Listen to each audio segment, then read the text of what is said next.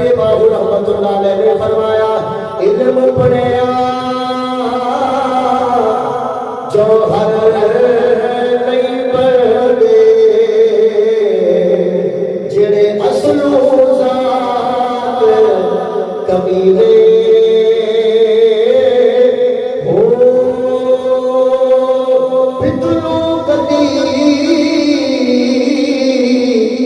सोना नहीं पढ़दा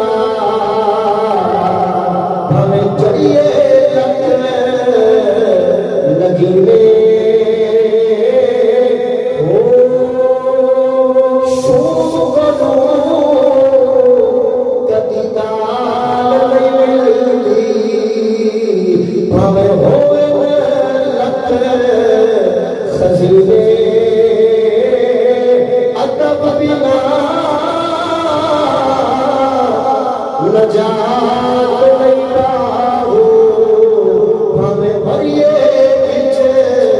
मदीने